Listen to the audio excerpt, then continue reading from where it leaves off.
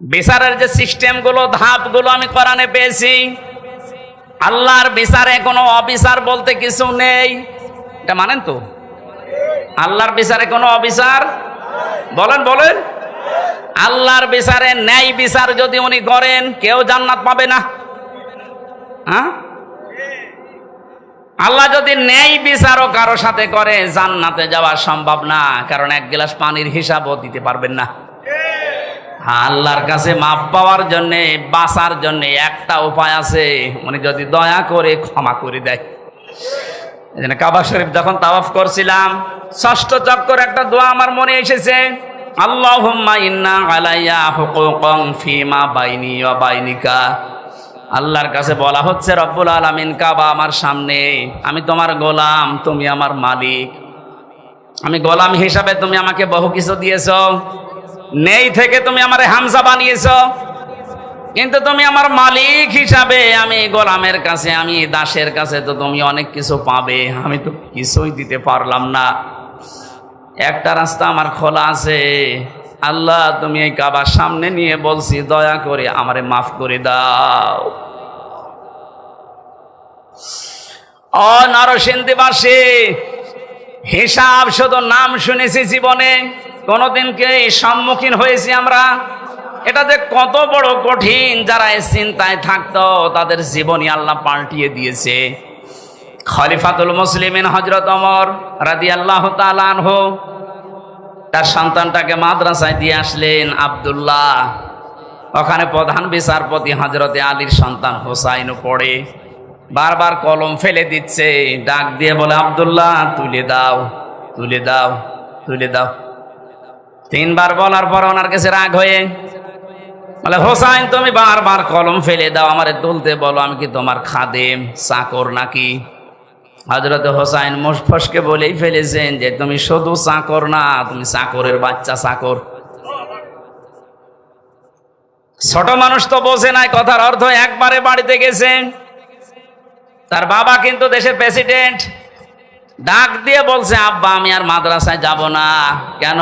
হোসাইন আমারে গালি দিয়েছে, শুধু আমাকে না তোমাকেও ছোট করেছে। চাকরের বাচ্চা চাকর বলেছে, এতগুলো মানুষের সামনে তুমি বিচার করো, নাই মাদ্রাসায় পড়া, আমি যাব না। ঠিক আছে, এখন না, জমার দিন বিচার করব। জমার দিন যখন হাজারো মানুষ সামনে বক্তব্য দেওয়ার সময় তিনি বললেন, সাহাবীরা আমি একটা বিচার করব। হোসাইন এখানে আসো, হ্যাঁ সামনে আসো। ডাক দিয়ে বললেন, তুমি আমার সন্তানটাকে চাকরের বাচ্চা চাকর বলে গালি দিয়েছো, খাদেমের বাচ্চা বলে। হযরত হোসাইন বললেন, হ্যাঁ। কেন বললে? হযরত হোসাইন বলে, খলিফা বুকে হাত দিয়ে বলেন তো, আপনি কি আমার নানার খাদেম ছিলেন না?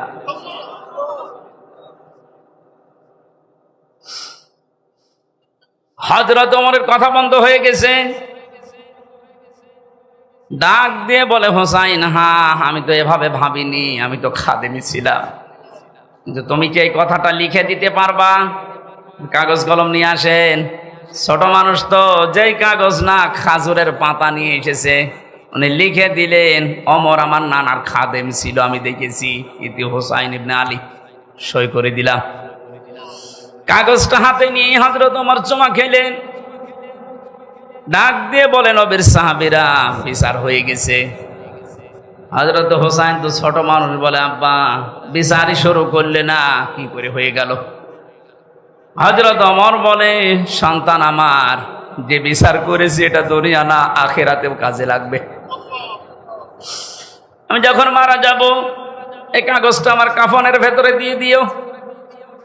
ময়দানে মাহশারে আল্লাহ যখন আমাকে তুলবে স্রেফ একা একা, জীবনে কিছুই যদি আল্লাহর ভালো না লাগে, ওনার কাছে যদি পছন্দ না হয়, এই কাগজটা তুলে দেখাবো, মাবুদ তাকাও এদিকে, দেখো তোমার নবীর নাতি লিখে দিয়েছি, আমি নবীর খাদেম ছিলাম। এই ওসিলা হলো আজকে তুমি আমার মাফ করে দাও।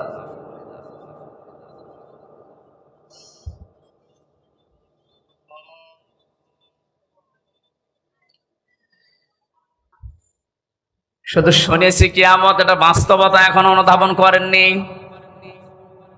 এটাতে কত বড় কঠিন বিষয়। বিশ্ব নবী নিজে প্রতিদিন 100 বার করে বলতেন, আল্লাহ তুমি আর চাই করো, আমার হিসাবটা তুমি সহজ করে দিও। আকাশের তারকা দেখতে পান, নবীজি জানিয়েছেন কেউ যদি আকাশের তারকা গণনা করে একদিন হয়তো শেষ করে ফেলবে। কিন্তু হযরত ওমর 26 বছর বয়সে মুসলমান হয়ে কয়েক বছরে যত নেকির কাজের আঞ্জাম দিয়েছে, কিয়ামত পর্যন্ত কেউ যদি হযরত ওমরের নেকি গণনা করে কোনোদিন শেষ হবে না। এ দুনিয়াতে জান্নাতের গ্যারান্টি পেয়েছে জীবিত অবস্থায় 10 জন, তার ভেতরে হযরত ওমর 2 নম্বরে। জান্নাতের দরজাগুলো তাকে ডাকতে থাকবে। এত বড় জায়গায় তিনি আছেন, এত বড় পাওয়ারফুল মানুষ, অথচ কিয়ামতে আল্লাহর সামনে দাঁড়াবে কি নিয়ে, এই নিয়ে চিন্তায় আছে। আমরা কোথায় আছি? বিশ্ব নবীকে আল্লাহ উদ্দেশ্য করে জানাচ্ছেন, হে নবী, আমি যে কোরআন দিয়েছি এটা আপনি পেয়েছেন মায়ের খাওয়ার জন্য না, লিতাশকর জন্য কোরআন আপনাকে আমি দেইনি যে আপনি না খেয়ে থাকবেন, আপনি বন্যায় শুধু ডুবেই মরবেন, এই জন্য কোরআন দেইনি। কোরআনে কারিম দিয়েছে আপনাকে আমি উপরে তোলার জন্য। লাতার কাবন্না তবাক বানান, তবাক যেখানে আছেন ওই জায়গায় থাকলে হবে না, উপরে ওঠা লাগবে। আর উপরে উঠতে হলে ইসলাম লাগবে। কথা বুঝতেছে? যত রকমের শোষণ দূষণ আছে সব থেকে মুক্ত হয়ে উপরে উঠতে হলে মাস্ট বি কোরআন ছাড়া উপায় নেই, কোরআন লাগবেই।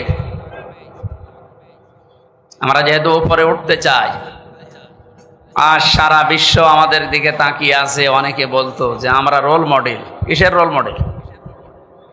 আমি 7টা জরিপ পেয়েছি আজকে। রোল মডেল হিসাবে যাদের নাম আমরা দেখতে পেলাম, এগুলোর জন্য রোল মডেল হওয়ার দরকার নেই। বাংলাদেশ পৃথিবীতে আয়না ঘরের জন্য রোল মডেল। একটা কথা হলো, হ্যাঁ, আজকে ব্রিগেডিয়ার আমান আজমি যে কথাগুলো জানিয়েছে লাইভ করে, সংবাদ সম্মেলন করে, আপনার ভেতরে যদি মনুষ্যত্ব থাকে আপনি পাগল হয়ে যাওয়ার কথা যে একটা মানুষকে এত কষ্ট মানুষ দিতে পারে। আমার মনে হয় আয়না ঘরের সাথে যারা জড়িত এই দেশে 18 কোটি মানুষ যদি আপনাকে মাফ করে দেয়, ব্যারিস্টার আরমানের বউ আপনাকে মাফ করবে। কোথায় পৌঁছিয়েছিলেন আপনার বিবেকের কাছে প্রশ্ন করেন। এগুলো জানার পরেও যদি কোনো মানুষ জালেমের পক্ষে স্ট্যাটাস দেয়, পরে আপনি মানুষ বলেন কোন কায়দায়? আবার অনেককে দেখলাম ভিডিও কলে বলছে, আপা ঘাবড়াবেন না, আপনি ঘাবড়ালে আমরা নরম হয়ে যাই। শয়তান এগুলো শোনে আর চিন্তা করে, আল্লাহ তুমি আমাকে শয়তান বানিয়েছো, এটা তো টাটকা আমার চাইতে বড় শয়তান। জালেমের পক্ষে বিপক্ষে কথা কেন বলি? কারণ যারা জালেম এই মানুষগুলোর বিপক্ষে কিয়ামতের দিন আল্লাহ নিজে দাঁড়াবে। শব্দটা শুনতে সহজ মনে হচ্ছে, অনেক ওজন এই শব্দের। আপনার বিবেক থাকলে আপনি ভাবেন, যারা জালেম এদের বিরুদ্ধে হামজা মামলা দেবে না, এদের বিরুদ্ধে মামলা কে দেবে? আল্লাহর মামলার আসামি আপনি। 1628 জন মানুষ এই দেশের দায়িত্বে ছিল, একেবারে টপ টু বটন মেন জায়গায় যারা, এগুলো সবগুলো জালেমের খাতায়।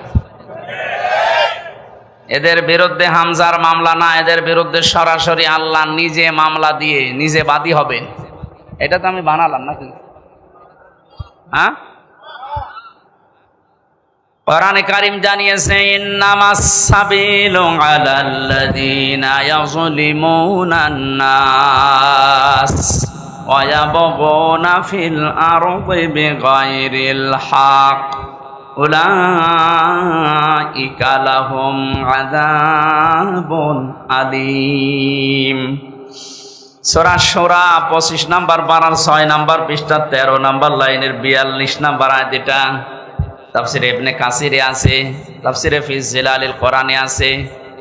এই দুইটা তাফসিরে ঠিক একই কথা লেখা আছে, অন্যগুলোতে একটু বাড়া কমা আছে। আল্লাহ পাক বলেন, অবশ্যই আমি আল্লাহ কেস দেব, মামলা দেব, অভিযোগ দায়ের করব তাদের বিরুদ্ধে পৃথিবীতে যারা মানুষ হয়ে মানুষের উপরে অত্যাচার জুলুম করেছিল, আল্লাহ ইয়াজলিমুন আল মুসলিমুনা দেননি, যে যারা মুসলমানের উপরে জুলুম করেছে। ইয়াজলিমুনা নাস, হিন্দু কি মানুষ না? কথা বলে না কেন? খ্রিস্টান মানুষ না? মানুষ পদবাচ্চে যারা বিবেচিত দুনিয়ায়, তাদের উপরে যারা জুলুম করেছেন কারণে অকারণে। আপনি কোরআনের এই আয়াত থেকে শিক্ষা নিয়ে বিশ্বাস করতে পারেন, আপনার দুনিয়াও শেষ, আখিরাতও শেষ। কারণ জালেমদেরকে ক্ষমা করে দিলেও, জালেমদের জন্য দোয়া করলেও আল্লাহ নিজে জানিয়েছেন যে কবুল হবে না। আল্লাহু লা ইয়াহদিল কওমাস যালিমিন। কোরআনে বহু জায়গায় আয়াতটা আমি পেয়েছি। আল্লাহ বলেন, আমি জালেমদেরকে পথ দেখাই না, হেদায়েত দেই না, দেবও না। ইয়াহদি এটা মোজারে, বর্তমান, ভবিষ্যৎ, প্রেজেন্ট, ফিউচার, দুইটা কাল নিয়ে আল্লাহ শব্দটা গঠন করে জানাতে চেয়েছেন। যেদিনে কোরআন নাজিল হয়েছে ওই দিন থেকে কিয়ামত পর্যন্ত কোন জালেমকে আল্লাহ পথ দেখান না, হেদায়েত দেন না, দেবেনও না। এই জন্য জালেমদের দুনিয়াও শেষ, আখিরাত তো শেষই। কারণ ওই ময়দানে আরো কঠিন হবে। আল্লাহ নিজে মামলার বাদী, উনি নিজে কেস করবে। ও বাংলার মুসলমানেরা, বুকে হাত দিয়ে যাদের বুক আছে একটু ভাবেন, চিন্তা করেন। এদেশে আজ আমার মনে হচ্ছে অনেকে এখন আল্লাহর মামলার আসামি। বাদী যত বড় হয় মামলা তত কঠিন হয়। কথা বলেন না? আমি যে 3টা বছর ছিলাম মাটির নিচে জেলখানায়, সব মিলে আমার যদি কোনো সলিমদ্দি মামলা দিত, 3 বছর না 3 দিন পরে বের হয়ে যেতাম। টাকা পয়সার জন্য নাকি লাগবে আপনারা শুধু বলতেন, কারণ আমি এমন জায়গায় ছিলাম ওখানে টাকার অভাব ছিল না। আকিস গ্রুপে বাংলাদেশে যদি 3 জন ধনী থাকে তার ভেতরে তারা একজন। যেহেতু কোনো কলিমদ্দি দেয়নি, মামলা দিয়েছি সরাসরি রাষ্ট্র। এই জন্য বহুবার চেষ্টা চালিয়েছে মামলা জামিন করাতে। হাইকোর্টের বিচারপতি পর্যন্ত বলেছে আমার হাত বাঁধা, কিচ্ছু করার নেই। অথচ মামলাটাকে আমার ওয়াজ শুনে নাকি একজন উদ্বুদ্ধ হয়ে কাছে নিয়ে গেছে সংঘাত ভাঙতে। জজ সাহেব পর্যন্ত গতকালকে আমার মামলা সব খারিজ করে দিয়েছে। অথচ এই জজই 3 বছর ট্রাইব্যুনাল চালিয়েছে। আমি কালকে বলতেও গেলাম, স্যার 3টা বছর পর আজকে মামলা আপনি ঢিসমিস করে দিলেন, কাগজ ফেলে দিলেন, যে যা কি বিচার করব, এর ভেতরে কোনো মাল ম্যাটারেস নেই, যা। আপনি এতদিন পর্যন্ত এটা দেখেননি। বললে হয়তো বলতো যে হুজুর কি করব, হাত বাঁধা। বিচার ব্যবস্থাটা একটু ইঙ্গিত দিলাম।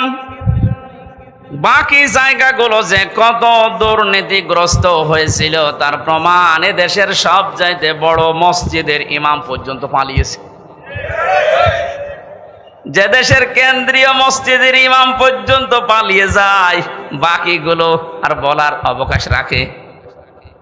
কোথায় পৌঁছিয়েছিল?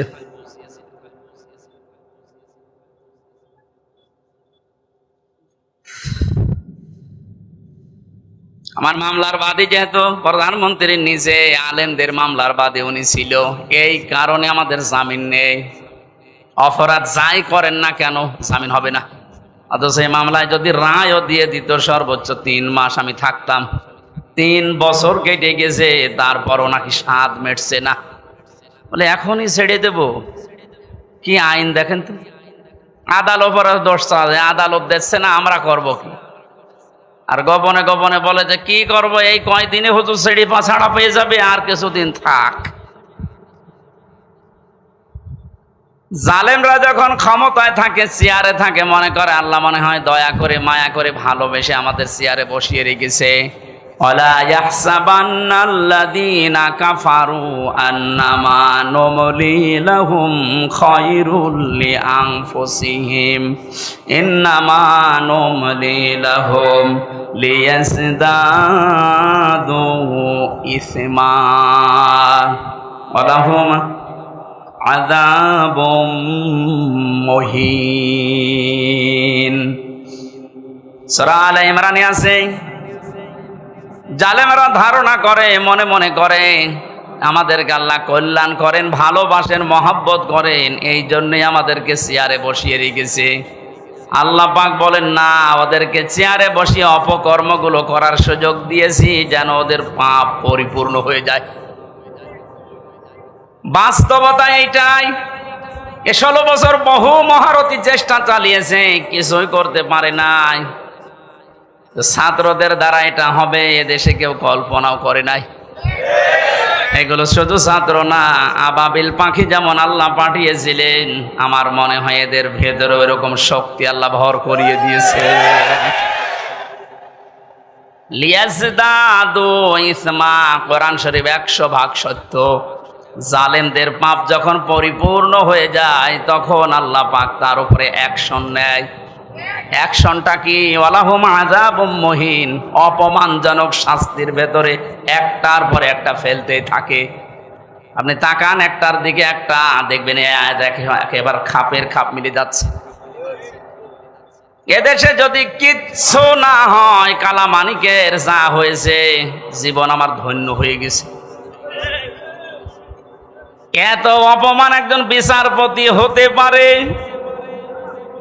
অথচ ওই লোকটার রায়ের কারণে কোরআনের পাখি সাইদি সাহেবের যাবজ্জীবন জেল হয়েছিল। ওর মন ভরে নাই, ও লিখেছিল না আমি ফাঁসি দিতে পারলাম না, আমি দুঃখে।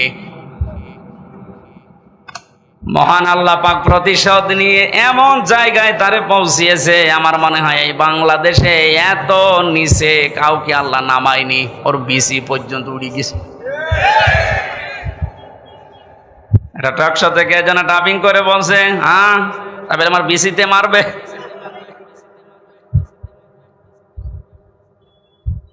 যারা যারা এই জুলুমের সাথে সম্পৃক্ত ছিল, আমি তো অন্যগুলোর কারণে হয়নি, যাদের কারণে হয়েছে এদেরকে যেন ছাড় দেওয়া না হয়। বিশেষ করে কাউন্টার টেররিজম বানিয়ে বাংলাদেশকে বিশ্বের দরবারে জঙ্গি আছে এই দেশে এই ধোয়া তুলে বহু মানুষকে বিনা অপরাধে গুম করে রেখেছিল। এই মনিরুল, আসাদুজ্জামান, ডিসি মান্নান, এদেরকে যদি বিচার না করে এভাবে ছেড়ে দেন, কিছুদিন পরে দেখবেন এর পেট থেকে যেটা আসবে ওটা আরো বড় হারামি হবে। এটা আমি বানালাম।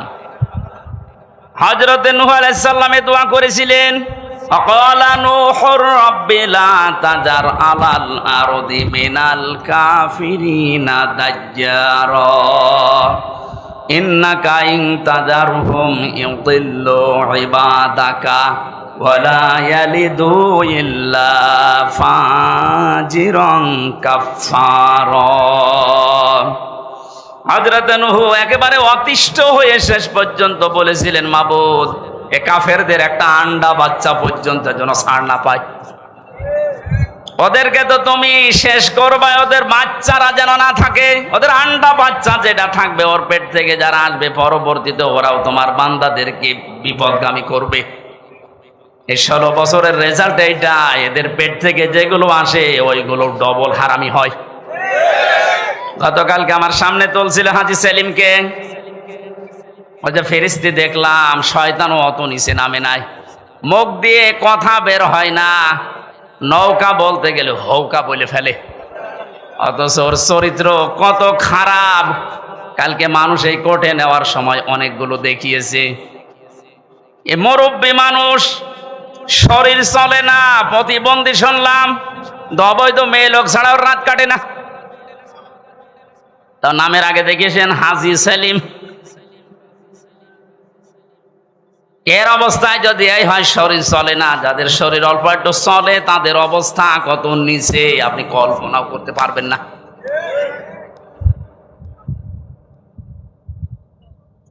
আমি যেটা বোঝানোর জন্য পর্যন্ত এসেছি, জালেমদের কোনো ছাড় আল্লাহ যখন দেয়নি, আমি অত দরদ দেখানোর দরকার নেই। কারণ জালেমদের দুনিয়াও শেষ, আখেরাতও শেষ। আপনার কি মনে হয় আল্লাহ যার নিজের মামলার বাদী, সে কার কাছে মুক্তি পাবে বলেন? আল্লাহ নিজে রায় দেবেন, নিজে বিচারপতি, নিজেই বাদী, ওর আর মাপ পাওয়ার, ক্ষমা পাওয়ার, ছাড় পাওয়ার কোন সম্ভাবনা আছে? জালেম যারা ছিলেন, তাদের দোসর যারা দুনিয়া শেষ করে ফেলেছেন, আখিরাত তো শেষই। ওয়ায়াবগুনা ফিল আরদি বিগাইরিল হক। 2 নম্বরে আল্লাহ মামলা দেবে, কেস করবে তাদের বিরুদ্ধে। এই ভালো করে শুনেন, আল্লাহ নিজে মামলা দেবে, কেস করবে, অভিযোগ দায়ের করবেন 2 নম্বরে তাদের বিরুদ্ধে যারা পৃথিবী শান্ত হয়ে যাওয়ার পরে আবার বিশৃঙ্খলা তৈরি করার জন্য বিদ্রোহ করে। এই 5 তারিখের পর থেকে এই 3 তারিখ পর্যন্ত যেটা 7-8 বার হয়ে গেল। সংখ্যালঘু নাম দিয়ে হিন্দুদের দিয়ে চালিয়েছিল, কিন্তু হালে পানি দেয়নি। এক কথা বলে না কেন? এরপরে আনসারদের দিয়ে, তাও মানেনি। এদেশের জনগণ এবং ছাত্ররা সজাগ ছিল, এজন্য সব বলে দিয়েছে যে আমাদেরকে যেগুলো করাচ্ছে, আপনি করতে গেলেন কেন? দেশটা তো বেশ শান্তই হয়ে যাচ্ছে। এদেশকে উপরে তোলার জন্য কিছু করার দরকার নেই, শুধু এই দরবেশের মতো যারা টাকা পাচার করেছে এই টাকাগুলো নিয়ে আসেন, এমনি দেশ দাঁড়িয়ে যাবে। 36,000 কোটি টাকা এই দরবেশের, অথচ পদ্মা সেতুই মাত্র 32,000 কোটি টাকা লেগেছে। ও টাকাগুলো আসলে ওইরকম সেতু আরেকটা বানানো যাবে। দরবেশের অবস্থা যদি এই হয়, বাকি যেগুলো দরবেশ না, ধরবেশ, তাদের অবস্থা কি বলেন তো?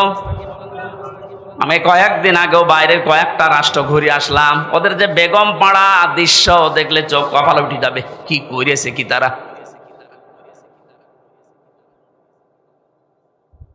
এই জন্য হাওয়া পাচ্ছেন আপনি আর লাফাচ্ছেন। আপনি যার বিরুদ্ধে বিদ্রোহ করছেন, আমি তার পক্ষে না, কিন্তু আপনি জানেন বাস্তবতা কি। ইউনূসের বাবারও ক্ষমতা নেই জায়গায় টিকে থাকা, ওনার পেছনে যে দেওয়াল আছে আপনি জানেন। আমার এই যে মোবাইল দেখতে পাচ্ছেন, এটা কালকে আদালত দিয়েছে 3 বছর পর। এখানে যদি কল আসে, সর্বোচ্চ জনাব তারেক জিয়ার পিএস অপু ভাই আমার সাথে জেলে ছিল 3 বছর, খুব বেশি হলেও উনি কল দিতে পারে। কথা বলছেন এখন?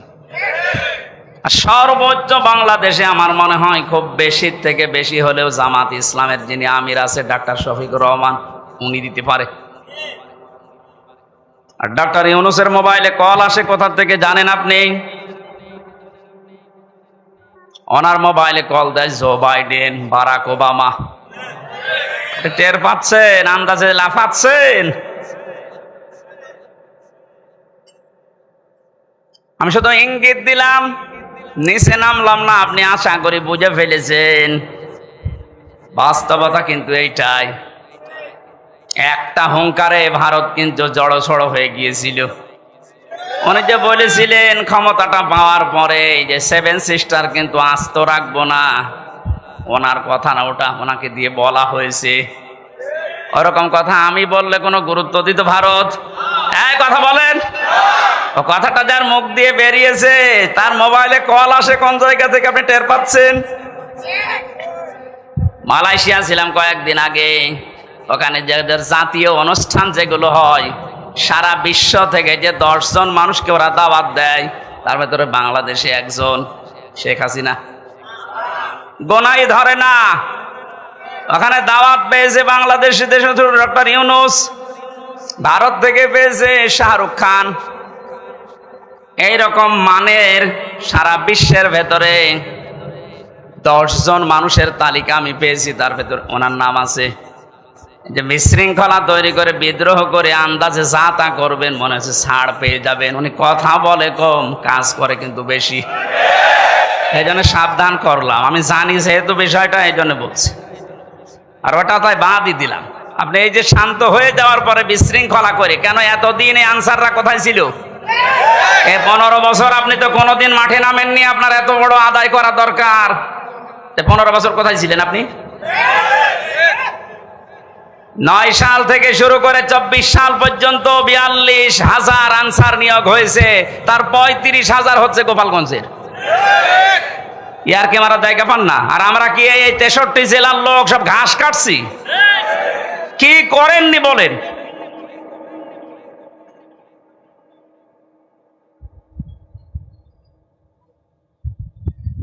আমি বললাম না আল্লাহ এমনিতেই ধরেনি, পাপ যখন পরিপূর্ণ হয়ে গেছে আল্লাহ বলেন ইন্না বাতশা রাব্বিকা লাশাদীদ, আমার ধরা বড় শক্ত ধরা। আমি যদি সত্যিই কাউকে ধরি, ফেরাউনকে আল্লাহ স্বৈরাচারী হওয়ার কারণে ধরেছিল, ও কিন্তু শেষ পর্যন্ত বলেছিল আন্নাহু লা ইলাহা ইল্লাল্লাজি, ইল্লাল্লাহ বলতে পারে নাই। তাফসিরে মুফাসসির লিখেছেন কাবীরের ভেতরে আল্লামা ফখরুদ্দিন রাজি, তিনি বলেন ফেরাউন যখন লা ইলাহা ইল্লাল্লাহ বলতে পারে নাই, ইল্লাল্লাহি পর্যন্ত বলতেছিল, ফেরেশতা জিবরাইল এসে মুখে কাঁদা দিয়ে দিয়েছে। এখান থেকে একটা শিক্ষা আছে, মুফাসসির প্রায় 7টা শিক্ষা এখানে বের করেছেন, আমি একটা বলছি। যারা জেনে অপরাধ করে, ফেরাউন কিন্তু না জেনে দোষ করে নাই, অপরাধ করে নাই, ও জেনে বুঝে দোষ করেছিল। ও যে অত্যাচার করেছিল জনগণের উপরে, ও যে স্বৈরাচার হয়েছিল, জেনে বুঝে হয়েছিল। এজন্য পাপ যখন পরিপূর্ণ হয়ে যায়, ওই সময় যদি মানুষ ভালো হতেও চায়, আল্লাহ তাকে আর নেয় না। যেন আপনাদেরও শিক্ষা নেওয়া লাগবে। পাপ যদি আমাদের পরিপূর্ণ হয়ে যায়, অনেকে মনে করে যা করে করে শেষে একবার হজ করে ভালো হয়ে যাব। আপনার হজ বরাতে থাকলে তো এমন ভাবে আল্লাহ ধরবেন, চোখের পলক পড়ানোর সময় দেবেন না। ওয়ালা তাহসাবান্নাল্লাহা গাফিলান আম্মা ইয়ামালু যালিমুন ইন্নামা ইউআখিরুহুম লিয়াউমিন তাশখাসু ফীহিল আবসার। সূরা ইব্রাহিমের 42 নম্বর আয়াতে আছে, আল্লাহ পাক বলেন নবী আপনি কি মনে করেন যে জালেমদের সম্পর্কে আমি কোনো খোঁজ রাখি না? ভালো করে শোনেন, এ পৃথিবীতে সবচাইতে বেশি তীক্ষ্ণ নজর আমি আল্লাহর জালেমদের প্রতি। কাদের প্রতি? এই জন্য জালেম যেন হয়ে না যায়। ইত্তাকি দাওয়াতাল মাজলুম, নবীজি বারবার কথা জানিয়েছেন উম্মতেরা আর যাই করো মজলুমের বরদোয়া থেকে নিজেকে বাঁচিয়ে রাখবা। ফাইন্নাহা লাইসা বাইনাহু ওয়া বাইনাল্লাহি হিজাব, কারণ মজলুমের বরদোয়া আর আল্লাহর ভেতরে কোনো হেজাব পর্দা থাকে না, সরাসরি কবুল হয়ে যায়। মাটির নিচে যখন আমার চোখ কালো কাপড় দিয়ে বেঁধে, হাত পেছনে হ্যান্ডকাপ দিয়ে বেঁধে রেখে, পায়ে ডান্ডা বেড়ে দিয়ে, মাথায় দড়ি দিয়ে 11 ঘন্টা টাঙিয়েছিল, এত অসহায় মনে হচ্ছিল মাটির ওই নিচের ঘরে। যেহেতু আসি নিজে মজলুম অবস্থায় অসহায়, মন থেকে বলেছিলাম আল্লাহ যা করছে আমি বিশ্বাস করি, নবীর কথা 100 ভাগ সত্য, তোমার কথাও 100 ভাগ। তুমি দয়া করে আমাকে কিছু দেখিও। আল্লাহ দেখিয়েছেন। যেই কয়জন অত্যাচার করেছিল, কালকেও এক মামলার আইবুকে কল দিয়েছিলাম, হাও মাও করে কাঁদছে, আর এখন আমার এই উল্টো করে স্যার বলছে। স্যার কি করা লাগবে? কি করা লাগবে মানে আমার বাবার কাছ থেকে যে 10 লাখ টাকা নিলে বললে আর মামলা দেব না, ওই টাকা ফেরত দাও।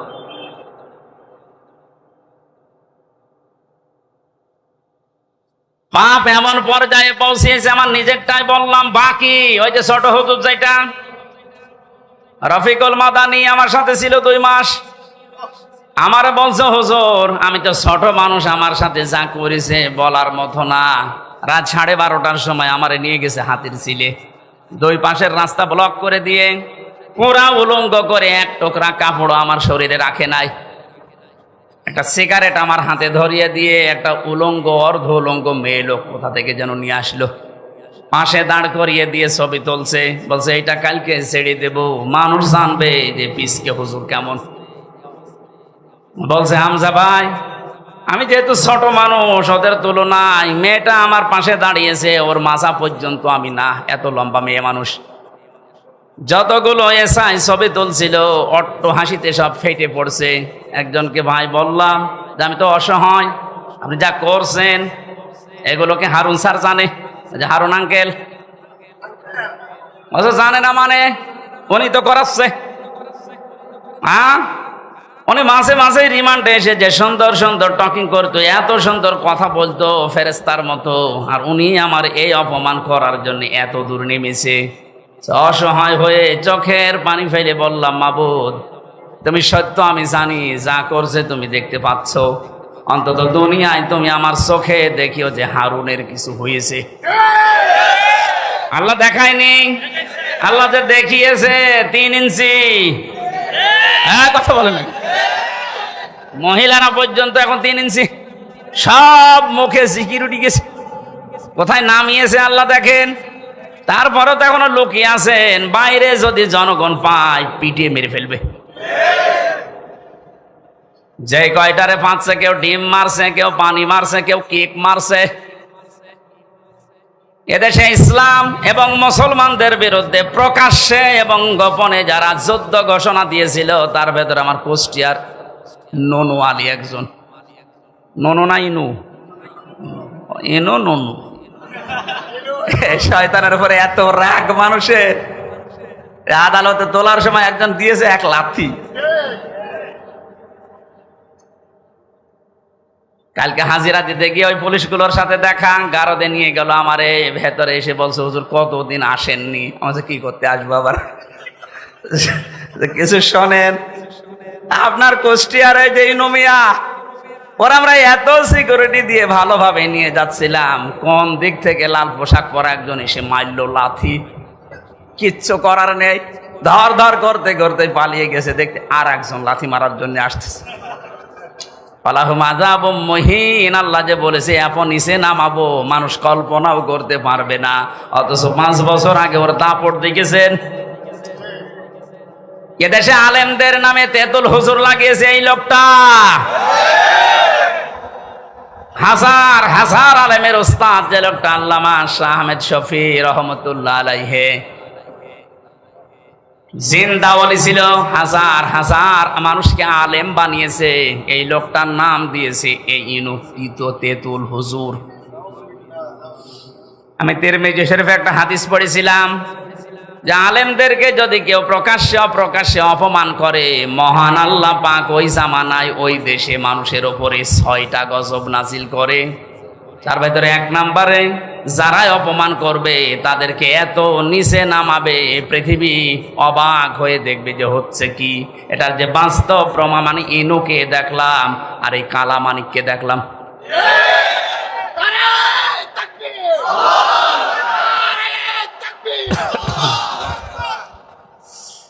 নরসিংদীবাসী, এবার আমি তাফসীরুল কোরআন মাহফিলে তাফসীর আকারে কথা বলার চেষ্টা চালাচ্ছি, ভালোভাবে শোনেন। আল্লাহ জালেমদেরকে হেদায়েত দেবেন না, জালেমদের বিরুদ্ধে নিজে মামলা দেবেন। এই জন্য ওদের কোনো পক্ষে কোনো কথা নেই, ওদের যা বললাম সব বিপক্ষে। আল্লাহ কোরআনে কারীম আমাদেরকে দিয়েছেন লিতাশকার জন্য না, দুঃখ পাওয়ার জন্য না, না খেয়ে থাকার জন্য না। বন্যা দিয়ে প্রতি বছর বছর আমাদেরকে মেরে ফেলবে আর আমরা শুধু সুবহানাল্লাহ পড়ে যাব, এই জন্য দেয়নি। আল্লাহ পাক বলেন কোরআন কেন দিয়েছি জানেন? যে নামগুলো দিয়ে আল্লাহ কোরআনে কারিমে বিশ্ব নবীকে ডাক দিয়েছেন। আমি পড়া কোরআন পড়ে নবীর নাম পেয়েছি বিশেষভাবে 7টা। কয়টা? 1 নম্বরে আল্লাহ ডাক দিয়েছেন ইয়াসিন, 2 নম্বরে তহা, 3 নম্বরে মোহাম্মদ, 4 নম্বরে আহমদ, 5 নম্বরে আব্দুন বা আব্দুল্লাহ, 6 নম্বরে মুজাম্মিল, 7 নম্বরে মুদ্দাসির। আপনি প্রতিটি শব্দের দিকে খেয়াল করে মিলান তো। প্রথম নাম আল্লাহ তাকে ডাক দিলেন ইয়াসিন। ইয়া হরফে নেদা, ইয়া মানে হে, সিন মানে সাজ্জেদ। তাফসিরে কাবীর আল্লামা ফখরউদ্দিন রাজি রহমতুল্লাহ আলাইহে এই সিন শব্দের ব্যাখ্যা করতে গিয়ে তিনি 5টা অর্থ বের করেছেন। আলেম যারা আছেন একটু খেয়াল করেন। 1 নম্বরে সিন মানে সাজ্জিদুল আলামিন, 2 নম্বরে সিন মানে সাজ্জিদুল বাশার, 3 নম্বরে সিন মানে সাজ্জিদুল কাউনাইন, 4 নম্বরে সিন মানে সাজ্জিদুল আম্বিয়া, 5 নম্বরে সিন মানে সাজ্জিদুল মুরসালিন। আমি কি কাহিনী শুরু করব? আমি তো কোরআনে কারিম দিয়ে ব্যাখ্যা করছি। আল্লাহ পাক বলেন যে 5টা নামে ডাক দিলাম। এই 5টি অর্থের ভেতরে মুফাসসিরিন ইকরাম প্রায় 27টা বিষয় তারা এখানে ব্যাখ্যা দিয়েছেন। 1 নম্বরে নবীকে সাজ্জিদুল আলামিন এ নামে ডাকার কারণ কি? আলম মানে এই পৃথিবী জগৎ, আর আলামিন মানে জগৎ সমূহ। এ পৃথিবীর কোন মানুষ যদি এই ধারণা করে যে আমি এই পৃথিবীতে বাস করব না, আমি বাস করব মঙ্গল গ্রহে, চাঁদের দেশে, আল্লাহ পাকের নবীকে ওই জায়গাও বাস করলে আপনাকে আদর্শ নেতা মানা লাগবে। এই শব্দটা শোনার পরে কারো যদি মন খারাপ হয়, আমি এবার ব্যাখ্যা করছি। এতানাজ্জালুল আমরু বাইনাহুন্না, সূরা তালাকের ভেতরে আছে প্রত্যেকটি জগতে আল্লাহর বিধিবিধান নাজিল হচ্ছে। যেখানে যেরকম সৃষ্টি আছে ওই সৃষ্টির জন্য আল্লাহর বিধান ওই রকম। এই পৃথিবীতে যেহেতু আমরা মানুষ, আমাদের জন্য জীবন চালাতে যা লাগে আল্লাহ এইরকম বিধিবিধান দিয়েছেন এই কোরআনে। কথা বুঝতেছেন?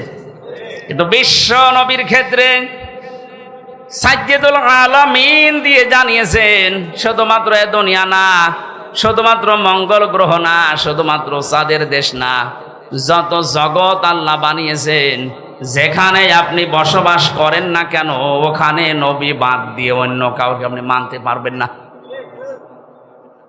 শব্দটা শুনতে যত ছোট মনে হচ্ছে, বিষয়টা অত ছোট না। আজ এই কথাটা উল্টিয়ে ডাইভার্ট করার জন্য মানুষ বলে হুজুর এটা রাজনীতি। কিসের রাজনীতি? এই বিষয়টা যদি কালো ক্লিয়ার না থাকে, এই কোন দিকে তাকিয়ে আছে, এটা যদি কারো ক্লিয়ার না হয় সে মরণের পরে ধরা খাবে। আল আদাবুল মুফরাদের 6 নম্বর হাদিসের ভেতরে 3 নম্বর পয়েন্ট আছে। এটা পৃথিবীতে যে মানুষগুলোর আদর্শ নেতা মুহাম্মদুর রাসূলুল্লাহ ছিল না, ওই লোকটা বিনা হিসাবে বিনা বিচারে জাহান্নামে যাবে। এটা তো আমি বানালাম নাকি? হ্যাঁ, মরণের পরে এটা তো আপনারা মানেন যে 3টা প্রশ্ন করা হবে, মার রব্বুকা মা দীনুকা মান হাজার রাজুল। এই কথা বলছেন না কেন? যে লোকটা বলবে রব্বি আল্লাহ, আমার রব আল্লাহ, দীনুন আল ইসলাম, আমার জীবন ব্যবস্থা ইসলাম, যখন এই নবীকে সামনে নিয়ে বলা হবে মান হাজার রাজুল, তখন কি বলবেন? আপনি যদি বলতে পারেন হাজা নাবিয়ুনা মুহাম্মাদুর রাসূলুল্লাহ, এটা বলতে হলে অবশ্যই তার আদর্শ দুনিয়ায় আপনাকে মানায় লাগবে, মাস্ট বি। কথা বলেন না কেন?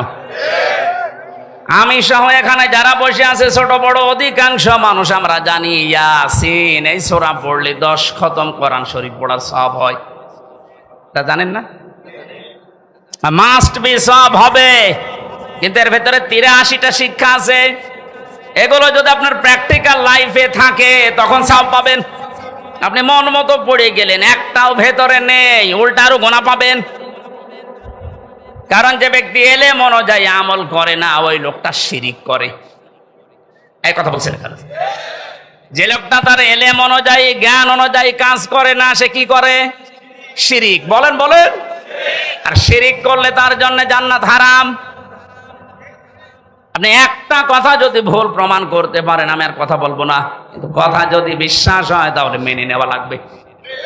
আজকে থেকে সিদ্ধান্ত নিয়ে বাড়ি যান, যতদিন বেঁচে আছি মুহাম্মদুর রাসূলুল্লাহ বাদ দিয়ে অন্য কাউকে আমি আদর্শ মানি না, মানবো না।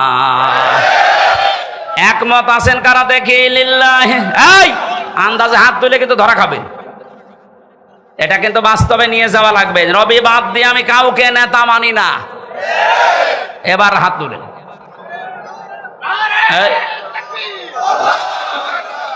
আপনি হাত নামান, আপনার দরকার না।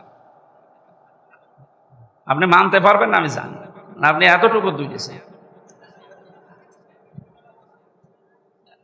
আমি আপনাকে বাঁচার জন্য বলছি ভাই, আমি খেলা করার জন্য এখানে বসে নেই।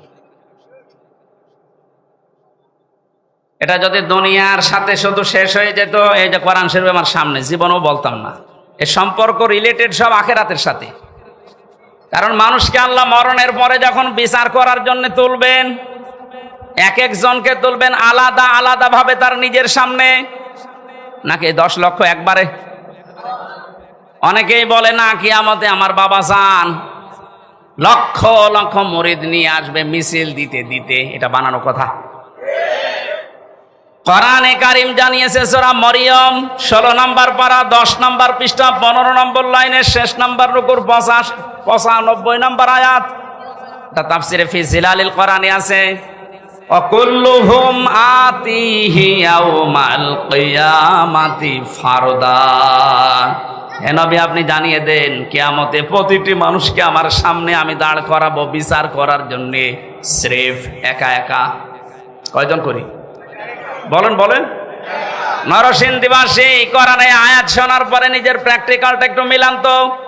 আমি সহ যারা এখানে বসে আছি, কিয়ামতে কিন্তু প্রতিটি মানুষকে আল্লাহ তার নিজের সামনে দাঁড় করাবেন, কেউ থাকবে না, স্রেফ একা একা।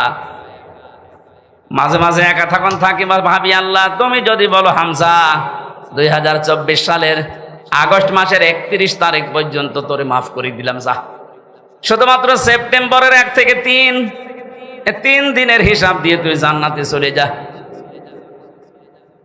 আমার যা বাস্তবতা, আমার তো মনে হয় 3 দিনের হিসাব দেওয়া আমার দ্বারা সম্ভব না। আপনারা পারবেন না? আপনারা পারবেন?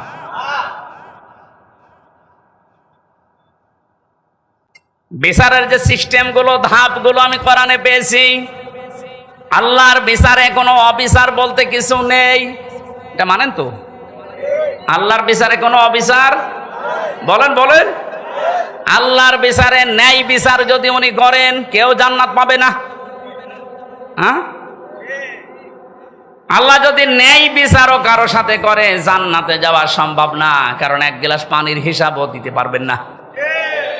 আল্লাহর কাছে মাপ পাওয়ার জন্য, বাঁচার জন্য একটা উপায় আছে, উনি যদি দয়া করে ক্ষমা করে দেয়। এজন্য কাবা শরীফ যখন তাওয়াফ করছিলাম, 6ষ্ঠ চক্কর একটা দোয়া আমার মনে এসেছে, আল্লাহুম্মা ইন্না আলাইয়া হুকুকান ফিমা বাইনি ওয়া বাইনিকা। আল্লাহর কাছে বলা হচ্ছে, রব্বুল আলামিন, কাবা আমার সামনে, আমি তোমার গোলাম, তুমি আমার মালিক। আমি গোলাম হিসাবে তুমি আমাকে বহু কিছু দিয়েছো, নেই থেকে তুমি আমারে হামজা বানিয়েছো, কিন্তু তুমি আমার মালিক হিসাবে আমি গোলামের কাছে, আমি দাসের কাছে তো তুমি অনেক কিছু পাবে, আমি তো কিছুই দিতে পারলাম না। একটা রাস্তা আমার খোলা আছে, আল্লাহ তুমি এই কাবার সামনে নিয়ে বলছি, দয়া করে আমারে মাফ করে দাও। ও নরসিংদীবাসী, হিসাব শুধু নাম শুনেছি, জীবনে কোনোদিন কে সম্মুখীন হয়েছি আমরা? এটা যে কত বড় কঠিন, যারা এই চিন্তায় থাকতো তাদের জীবনই আল্লাহ পাল্টিয়ে দিয়েছে। খলিফাতুল মুসলিমিন হযরত ওমর রাদিয়াল্লাহু তাআলা আনহু তার সন্তানটাকে মাদ্রাসায় দিয়ে আসলেন, আব্দুল্লাহ। ওখানে প্রধান বিচারপতি হযরতে আলীর সন্তান হোসাইনও পড়ে, বারবার কলম ফেলে দিচ্ছে, ডাক দিয়ে বলে, আব্দুল্লাহ তুলে দাও, তুলে দাও, তুলে দাও। 3 বার বলার পর ওনার কাছে রাগ হয়ে বলে, হোসাইন তুমি বারবার কলম ফেলে দাও, আমারে তুলতে বলো, আমি কি তোমার খাদেম, চাকর নাকি? হযরত হোসাইন মুশফসকে বলেই ফেলেছেন যে তুমি শুধু চাকর না, তুমি চাকরের বাচ্চা চাকর। ছোট মানুষ তো বোঝে নাই কথার অর্থ। একবারে বাড়িতে গেছে, তার বাবা কিন্তু দেশের প্রেসিডেন্ট, ডাক দিয়ে বলছে, আব্বা আমি আর মাদ্রাসায় যাব না। কেন?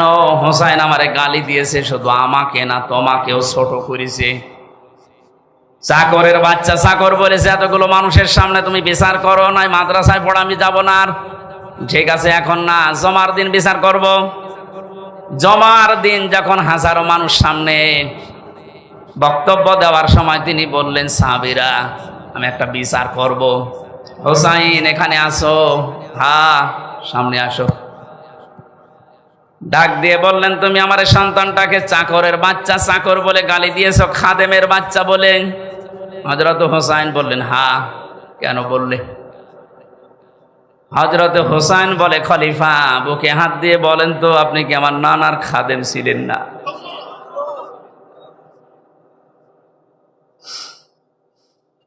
হযরত ওমরের কথা বন্ধ হয়ে গেছে। ডাক দিয়ে বলে, হোসাইন হ্যাঁ, আমি তো এভাবে ভাবিনি, আমি তো খাদেমই ছিলাম। কিন্তু তুমি কি এই কথাটা লিখে দিতে পারবা? কাগজ কলম নিয়ে আসেন। ছোট মানুষ তো, যেই কাগজ না খাজুরের পাতা নিয়ে এসেছে, উনি লিখে দিলেন, ওমর আমার নানার খাদেম ছিল, আমি দেখেছি, ইতি হোসাইন ইবনে আলী। সই করে দিলাম। কাগজটা হাতে নিয়ে হযরত ওমর চুমা খেলেন। ডাক দিয়ে বলে, নবীর সাহাবীরা, বিচার হয়ে গেছে। হযরত হোসাইন তো ছোট মানুষ, বলে, আব্বা বিচারই শুরু করলে না, কি করে হয়ে গেল?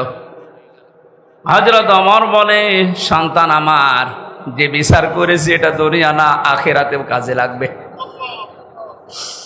আমি যখন মারা যাব এই কাগজটা আমার কাফনের ভেতরে দিয়ে দিও।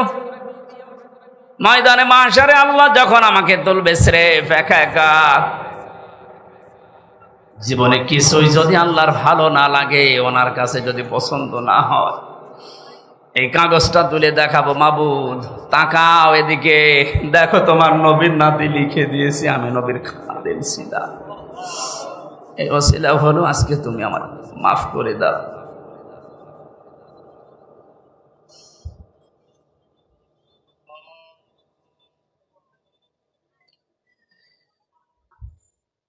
শুধু শুনেছি কিয়ামত, এটা বাস্তবতা এখন অনুধাবন করেননি।